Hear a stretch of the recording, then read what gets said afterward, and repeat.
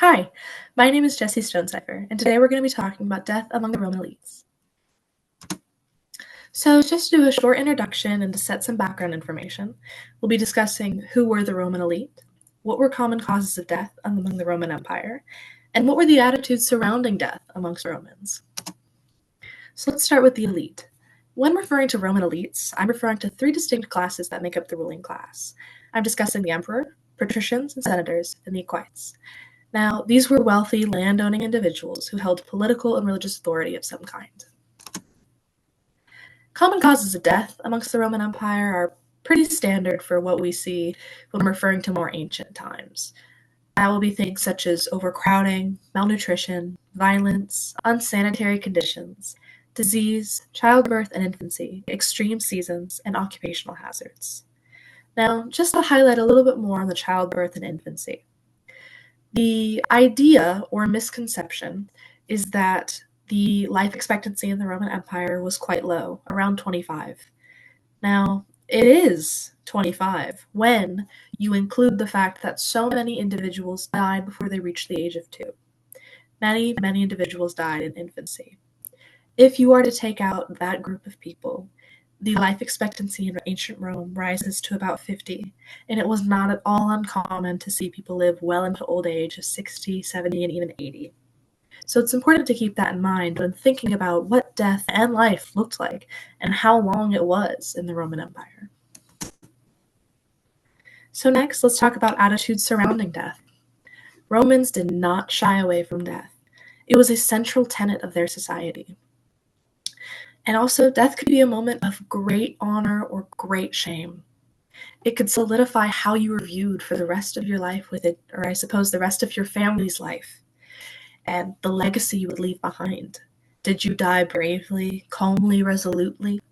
Did you die panicked, emotional, begging? Additionally, the deathbed was highly idealized.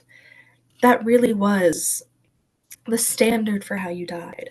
Was your deathbed a place of great peace and calm, surrounded by loved ones? Or instead did you die alone, on the battlefield at sea?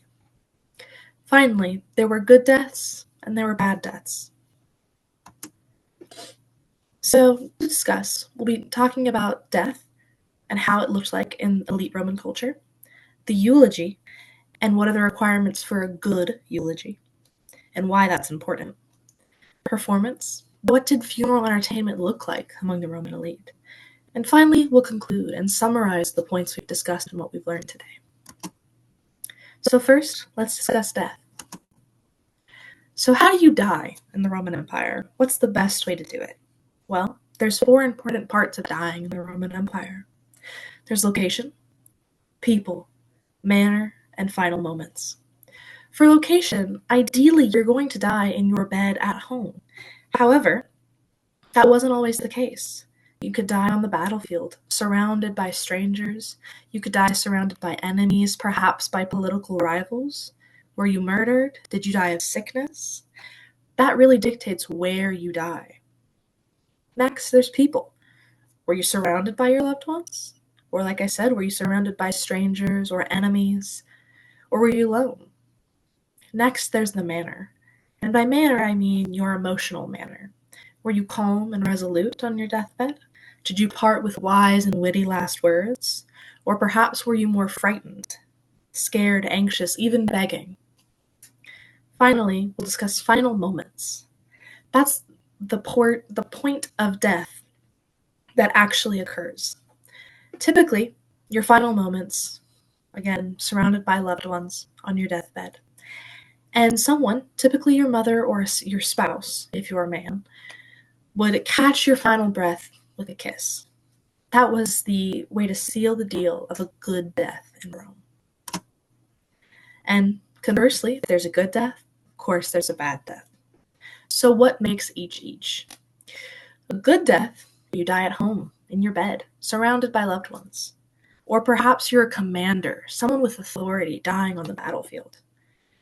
Ideally, you're going to be calm and brave, perhaps even witty and funny. And sometimes suicide was perceived as a good death.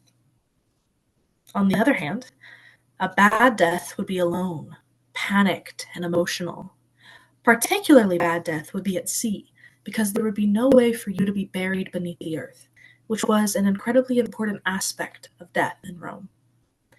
Finally, suicide sometimes was seen as a bad death.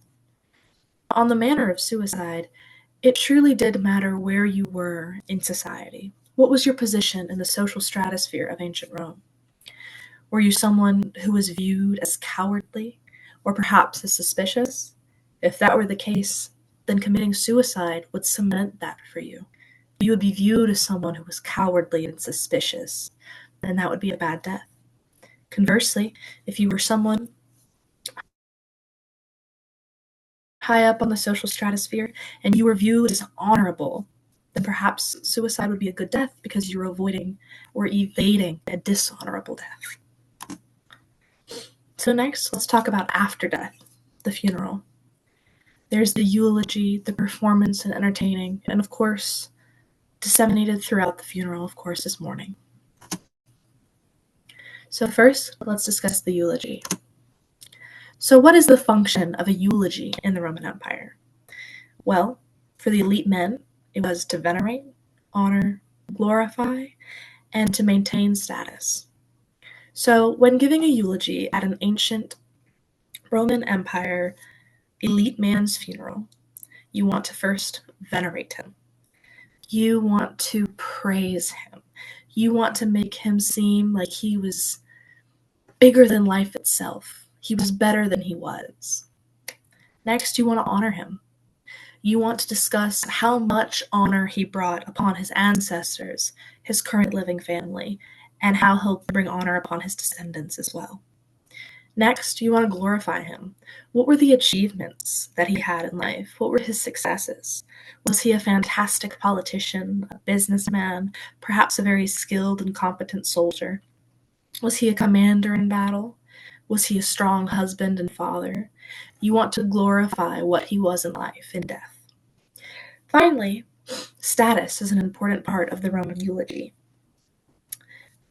The Roman eulogy was a final opportunity for the living family to exalt and maintain their own elite status, and they would do so by harping on the deceased's status, because their eliteness and their position would elevate and maintain their own.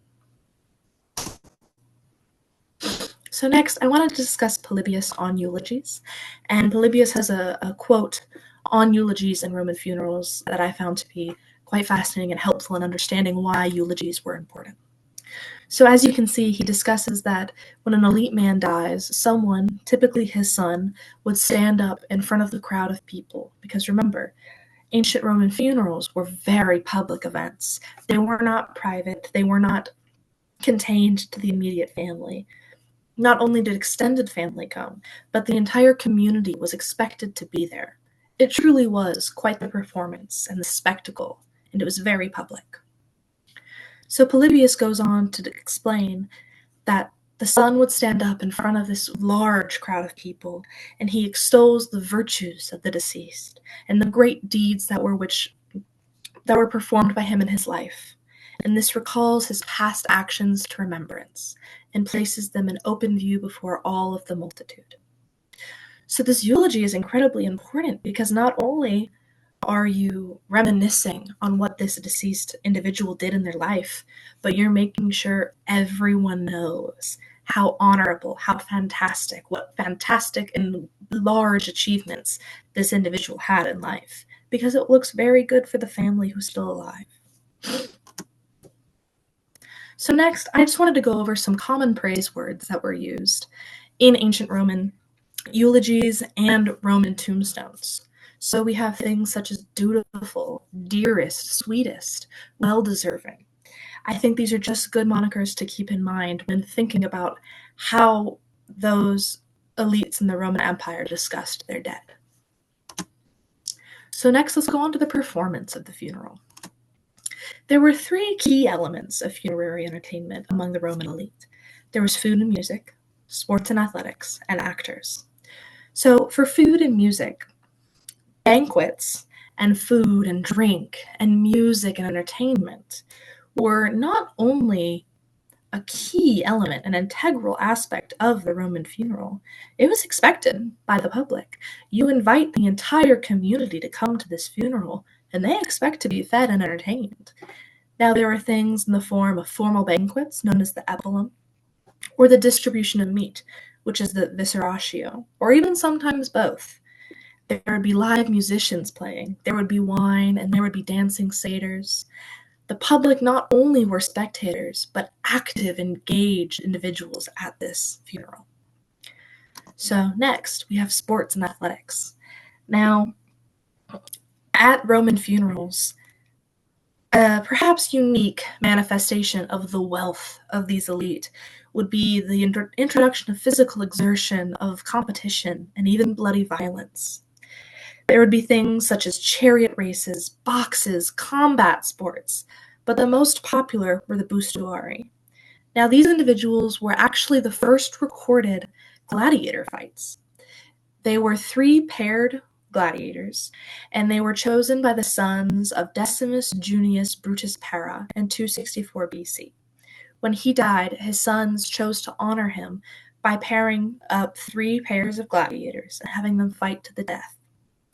Now, the bustuari, they fought around the funeral pyre, or the bustum, hence where they got their name. And they were lower class than regular gladiators. And additionally, they fought to the death at these funerals.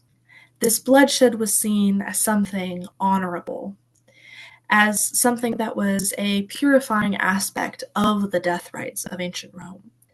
The spilling of blood provided an opportunity for the living to make good with the dead.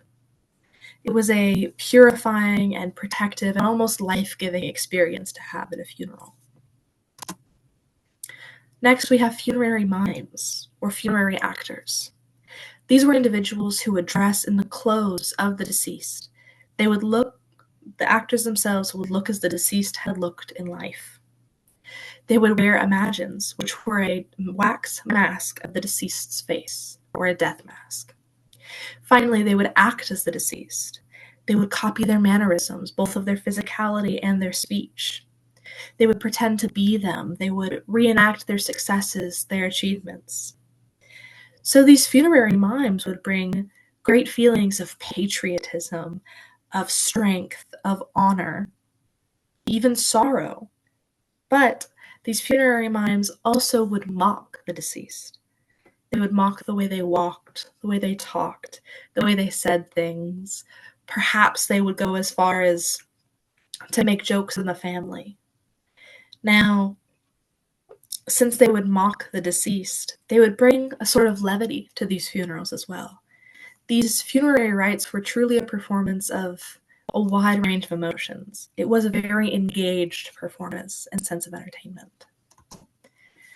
So, just to give you an example of what an imagines looks like, these imagines were confined to elite men.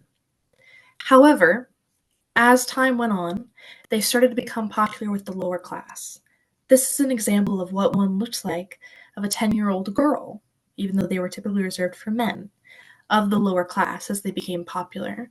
She was a 10-year-old from the Roman city of Lugdunum, and her mother actually had it done and had it buried alongside her in her tomb. And the inscription with it read, "To the departed spirit of Claudia Victoria, who lived 10 years, 1 month, and 11 days. Her mother, Claudia Severina, made this monument for her sweet daughter and for herself in her lifetime." So next, these are actually modern representations of what these imagines would look like. These are wax models cast from the faces of Cornell University researchers who wanted to truly understand what the process felt like and looked like, and finally, what the finished product would look like. So these wax imagines are actually made from beeswax, which is how it would have been done in the Roman Empire. So to conclude on what we've discussed about Roman funerary rites among the elite, we discussed how death looked, and we wanted to know what it looked like among elite Roman culture. And while there are certainly some unfamiliar aspects of death in Rome, I feel it is similar to death now still. We care for our loved ones, we mourn, and we hold an event to celebrate their life. We talked about what the requirements were for a good eulogy, and the fact that it is heartfelt and always honors, venerates, and glorifies the deceased. And finally, we discussed what funeral entertainment looks like among the elite. We discussed that this is truly the most unique part of Roman funerals. There are games, feasts, music and dance, even bloodshed and more death, and live performances of the deceased at these funerals. Overall, death in Rome truly was a spectacle and performance of wealth. Thank you. And here, of course, are my works cited and resources.